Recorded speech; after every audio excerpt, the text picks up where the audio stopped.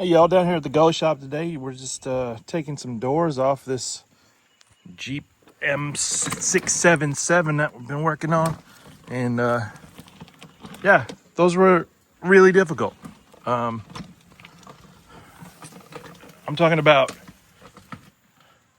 all these bolts are number 3 Phillips heads and rusted right in, and then they've got these little grippers underneath the heads. You can kind of see them in the imprint of it there, and then they were painted over, so like they were locked in, man. Got out the torches, heated the heck out of them. If you find a really old can of like penetrating lube that looks like it's from the 70s, that's the best stuff. So I found a can of that, lubed them up, sprayed them every couple days, heated them, got them on fire. And then I grabbed a special tool I'll show you here. As you can see, I got the door off here. Here's that can of penetrating oil. I'm telling you, the older it looks, the better it works. Loosens frozen metal parts. We're in the South, baby. It don't freeze down here. But, man, it did the trick. Kano Aerocroil. I think this probably got bought later on, and then it was like Croil. That's a company that makes lubricants. They're usually pretty good. But the special tool I was using is this bad boy right here. So you got a couple of adapters on it, and what it is when you strike it on this end here, it actually pushes in and then turns when you hit it. So number 3 bit on the end. I broke 3 of those bits, and then they're Craftsman stuff. Broke 3 of those. I've got 3 more. This one's about ready to go too. I did buy an impact bit, but as you can see, wore that slap out. So yeah, it was tough. I mean, there was 24 of those Phillips type screw heads. You can see it's like these things, and they were stuck. And that's the crazy thing, they use them everywhere, holding the window frame in, holding the door on, holding the hinges on. Inside there's a track that has some of these on there, so I'm gonna go through a few more of those bits before I'm done, I'm sure. But yeah, we're gonna get these doors apart and keep on rolling. All right, so I've been doing some disassembly on this thing. As you can see, I had the doors off last time, and then basically gutted the whole interior, got the dash out, took the bed off, sent the bed and the fenders and the little metal pieces that go around the bed, and all the doors and all the little flat metal pieces that go on everything in here. I sent them all out to the blaster, and they're taking care of that. And then I'm gonna work on getting this up on a rotisserie, which should be here today actually.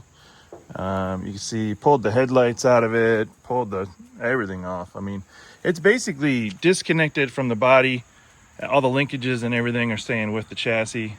After I get the body off, I'll go ahead and pull the motor out, transmission out, strip all the wiring, basically strip it down to a rolling frame, and then we can kind of see about fitting that LS engine in there, and transmission, and getting it all set up. So looking forward to having this body off on a rotisserie, or that'll be going on the blaster as well. I got to pull the windshield and the back glass out.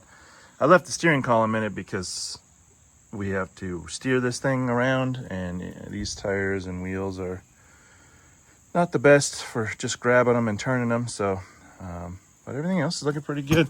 Got this rubber mat in here which trapped a bit of moisture, so the floors underneath they're rusty, but they're not rusted through, and like a lot of this is just debris, scale. So I'm feeling pretty good that this will clean up with a little media blasting. And there's some bits and bobs that got to come off still, but we're 99% there as far as getting the rest of this body off, and getting her to the blaster. So looking pretty good. Hey y'all, big day today. Got the M677 Jeep crew cab project up on the lift here. And you'll notice I don't have the lift on the frame. I got it on the body because that's right, pulling the body off today.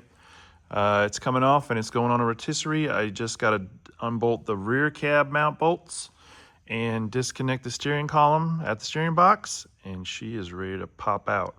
So yeah, it's a big time. It's been we already had all the rest of the body apart, and we were sending it down to the blaster. It's been there for a couple weeks, but I'm not sure if they've gotten after it or not. But yeah, so here's what she looks like indoors.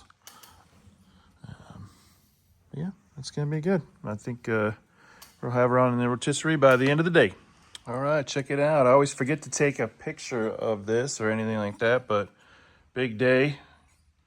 Separated from the chassis.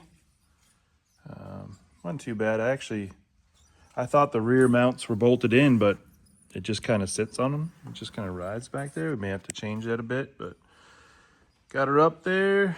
Chassis separated. Just got to pull it out from underneath there. Probably shove it back outside for a bit. Start disassembling it. Get it down to the bare chassis. All right, here we go. Like I said, by the end of the day, should have her on the rotisserie. As you can tell from the long shadows, it's the end of the day, but she's on there. Looking really good. It sits on there better than I thought it would. I just had to make one piece for the back, just had to adapt that. And it rolls around good. It's not too heavy for it.